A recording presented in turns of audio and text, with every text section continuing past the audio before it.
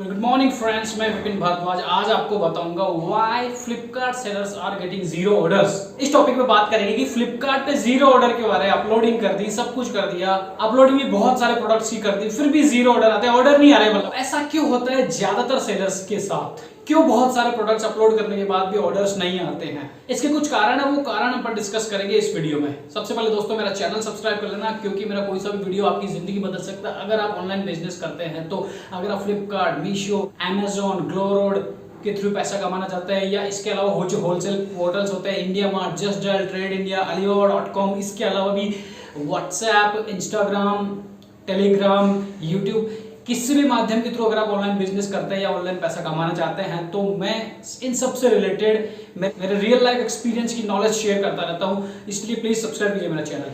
दोस्तों आगे बढ़ते हैं। फ्लिपकार्ट पे ऑर्डर जीरो क्यों हो गए? ऑर्डर्स क्यों नहीं आ रहे? किसी भी आप पुराने एक्सपीरियंस्ड बंदे के पास जाओगे तो वो यही बोलेगा कि यार फ्लिपकार्ट पे ऑर्डर नहीं आ रहे, तो तू एक काम कर, पहले फ्लिपकार्ट पे जाके देख ली जो सबसे टॉप ट्रेंडिंग है, टॉप सेलिंग प्रोडक्ट होता है, उसका सेम हूबहू प्रोडक्ट बनवा ले कहीं से, उसको फिर बेचना शुरू कर। तो सेलर जो होते हैं, न्यू सेलर होते हैं, वो मेहनत करते हैं, जो टॉप सेलिंग प्रोडक्ट्स होते हैं उनके जैसा प्रोडक्ट मैन्युफैक्चरर से बनवाते हैं, कुछ भी करते हैं वो लोग, और वो करने के बाद उसको लिस्टिंग कर देते हैं। लेकिन क्या होते हैं कि उसको लिस्ट करने के बाद अपना प्रॉफिट मार्जिन और शिपिंग प्राइस ऐड करने के बाद उसकी कॉस्ट बहुत ज्यादा चली जाती है। बहुत ज्यादा इन द सेंस की जो ऑलरेडी एग्जिस्टिंग है, जिसको कॉपी करके हम बेचना चाह रहे हैं उस प्रोडक्ट की रेट में, और हम जो प्रोडक्ट, एक नया सेलर जो नया प्रोडक्ट लॉन्च कर रहा है उसका हुबहू बना के, उसमें प्राइसिंग में डिफरेंस आ जाता है और प्राइसिंग ज्यादा आ जाती है, और पता लगता है कि यार वो जो ऑलरेडी बिक रहा है वो प्रोडक्ट हमसे काफी सस्ता है और उस प्राइस तक हम पहुंच ही नहीं सकते। तो दोस्तों इसमें कहानी क्या होती है कि वो जो टॉप सेलिंग प्रोडक्ट है किसी भी सेलर का, ऑलरेडी एग्जिस्टिंग जो सेलर का सेलर है, वो भैया उनका एंट्री पॉइंट होता है, वहां से वो लोग कस्टमर्स को खींचते हैं, ताकि उसमें तो वो लोग बहुत कम मार्जिन रखते हैं, लेकिन उस बहाने अगर कस्टमर उनके ऑनलाइन स्टोर पे आ जाता है तो वहां से फिर जो दूसरे प्रोडक्ट कोई खरीद लेता है उनमें अच्छा खासा मार्जिन वो लोग कमा लेते हैं। तो ये उनकी ट्रिक होती है, ये जनरली न्यू सेलर समझ नहीं पाते हैं। दूसरा रीजन ऑर्डर नहीं आने का होता है इमेजेस। इमेजेस में जो न्यू सेलर होते हैं वो लोग क्या करते हैं, इमेजेस पे क्वालिटी पे ध्यान नहीं देते हैं, पिक्सल पे ध्यान नहीं देते हैं, ढंग से फोटोग्राफी पे ध्यान नहीं देते, उनको अपलोड कर देते हैं। जनरली क्या होता है, ऑनलाइन पे भैया आपका प्रोडक्ट नहीं बिकता, आपकी इमेज बिकती है। प्रोडक्ट तो कस्टमर के पास जब डिस्पैच होने के बाद, जब वो उसको ओपन करेगा, बॉक्स को खोलेगा, यूज लेगा, हाथ में लेगा, तब जाके उसको प्रोडक्ट दिखता है। लेकिन उसका जो डिसीजन मेकिंग होती है, प्रोडक्ट खरीदो या नहीं खरीदो, उसकी प्रोडक्ट की इमेज को देखकर डिसाइड होती है। तो भैया ये मैंडेटरी है, ध्यान रखना है, प्रोडक्ट जो आप अपलोड कर रहे हैं, लिस्टिंग कर रहे हैं, उस प्रोडक्ट को अगर जूम करके देखिए कस्टमर, तो क्वालिटी इतनी शानदार होनी चाहिए, इतने अच्छे मेगापिक्सल, इतने अच्छे पिक्सल्स होने चाहिए कि कस्टमर को जूम करने के बाद कस्टमर जूम करके अच्छी तरह से वो देख सके कि exactly what product I am going to bye.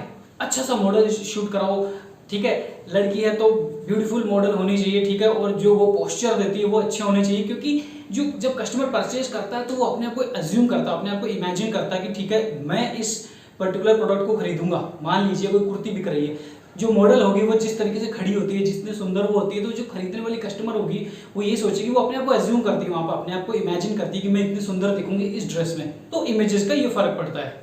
तीसरा ऑर्डर्स नहीं आने का कारण होता है प्राइसिंग फैक्टर। भैया क्या होता है, कई बार प्रोडक्ट अपनी प्राइसिंग जस्टिफाई नहीं कर पा रहा होता है। मैं एग्जांपल से समझाऊंगा दोस्तों। यहाँ पर फॉर एग्जांपल मान लीजिए आप कोई शर्ट बेच रहे हैं, ठीक है। अब शर्ट आपने क्या करा, कपड़ा लिया, हैंड ब्लॉक प्रिंट करवाया और उसकी फिर शर्ट बना के आप बेच रहे हैं। अब हैंड ब्लॉक प्रिंट पहली चीज महंगा होता है, ठीक है, वो कपड़ा काफी महंगा हो जाता है, फिर उसकी शर्ट बनती है, ठीक है, और जब वो मार्केट में बिकती है तो अब जनरली क्या होता है कि जो बायर होता है, सब लोग तो हैंड ब्लॉक प्रिंट को नहीं समझेंगे ना, हैंड ब्लॉक प्रिंट होता क्या है। तो जब वो जाके उस प्रोडक्ट को देखेंगे, उसकी रेट देखेंगे, तो उन्हें ज्यादा लगेगी। क्यों? क्योंकि जो कॉम्पिटिटर होते हैं वो लोग क्या करते हैं, हैंड ब्लॉक प्रिंट की कॉपी कर लेते हैं स्क्रीन प्रिंट से। बोले तो जो शर्ट आपके 700 में आ रही है वो शर्ट आपके शायद 500 में भी आ जाएगी, अगर स्क्रीन प्रिंट में वो कपड़ा है। हूबहू हैंड ब्लॉक जैसा का प्रिंट वो स्क्रीन प्रिंट यानी कंप्यूटराइज प्रिंट में बना देगी, जो कपड़ा काफी सस्ता होता है। हैंड ब्लॉक हाथ से काम होता है सारा, ठीक है, मैनुअल वर्क होता है, इसलिए वो कपड़ा भी महंगा होता है। वो प्रिंट होने के बाद कपड़ा महंगा हो जाता है, तो शर्ट भी महंगी होगी। लेकिन कंप्यूटराइज सिस्टम से उसकी स्क्रीन बनवा के उसके ऊपर सेम वैसा प्रिंट छपवा कर उसकी शर्ट बना के सस्ती रेट में बेचा जा सकता है। तो यहाँ पर कई बार, ये जस्ट मैंने एक एग्जांपल दिया है, कई बार प्रोडक्ट अपनी प्राइसिंग को जस्टिफाई नहीं कर पाता, तो इस वजह से ऑर्डर नहीं आ रहे होते हैं। चौथा रीजन है भैया रेटिंग एंड रिव्यूज फैक्टर। हम कस्टमर पॉइंट ऑफ व्यू से देखेंगे तो आपने भी कभी ऑनलाइन परचेजिंग करी देखा होगा, जिसकी अच्छी 5 स्टार या 4 स्टार रेटिंग आ रही है तो उसको आप खरीदना प्रेफर करते हो, अच्छे रिव्यूज देख लेते हो, रिव्यूज अच्छे आए हो तो खरीदना प्रेफर करते हो। कई बार सेलर की किस्मत कैसे खराब होती है, मान लीजिए उसने किसी भी प्रोडक्ट की 200 यूनिट बेच दी, मान लीजिए ये ब्लेजर बेच रहा है या ये शर्ट बेच रहा है, ठीक है, उसने 200 शर्ट्स बेच दी, ठीक है, 199 शर्ट जो बिकी, कस्टमर सेटिस्फाई था, लेकिन उसने क्या किया कि कोई ना कोई रिव्यू दिया ना कोई रेटिंग दी, जबकि वो सेटिस्फाई है कस्टमर वहां पे। अब क्या हुआ, जो 200वें नंबर की शर्ट बिकी, 199 तो बिक गए, कस्टमर सेटिस्फाई थे, लेकिन उन्होंने कोई रेटिंग रिव्यू नहीं दिया। लेकिन जो 200वें नंबर का मतलब लास्ट एक ऐसा प्रोडक्ट बिका, उसमें कस्टमर को पसंद नहीं आया या कुछ भी रीजन रहा तो उसने नेगेटिव कमेंट कर दिया।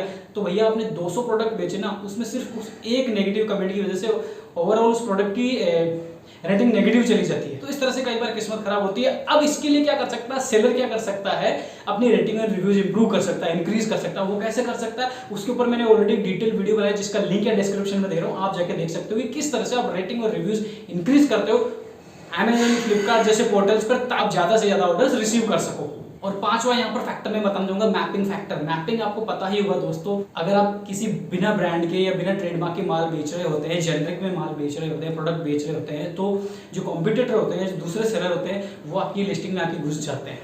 उसको मैपिंग बोलते हैं। मतलब जो प्रोडक्ट आप बेच रहे हो उसी को वो लोग बेचेंगे, लेकिन वो आपकी लिस्टिंग में आके घुस जाएगी।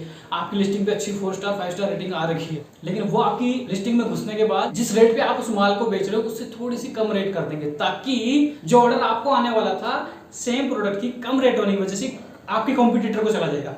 तो इस वजह से भी कई बार ऑर्डर नहीं आ पाते। तो ये मैंने कुछ अच्छा, अब मैपिंग से कैसे बचा जाए, ठीक है, मैपिंग को कैसे रिमूव किया जाए या मैपिंग से कैसे बचा जाए, इसके ऊपर मैंने डिटेल्ड वीडियो बनाया, जिसका लिंक या डिस्क्रिप्शन में दिया है दोस्तों, आप जाइए देखिए। तो यहाँ पर मैंने कुछ रीजंस बताने चाहे हैं दोस्तों, जिनकी वजह से न्यू सेलर को या हो सकता है पुराने सेलर्स को भी ऑर्डर नहीं आते हैं, जीरो ऑर्डर आ रहे हैं, ऑर्डर्स नहीं आ रहे, बहुत कम आ रहे हैं। तो इन सब चीजों बचने के लिए जो मैंने 5 रीजंस बताए हैं, इनके ऊपर काम करिए, 110% you will start getting orders. I hope दोस्तों आपको ये इन्फॉर्मेशन अच्छी लगी होगी। अगर अच्छी लगी तो प्लीज सब्सक्राइब कीजिए मेरा channel. Thank you very much.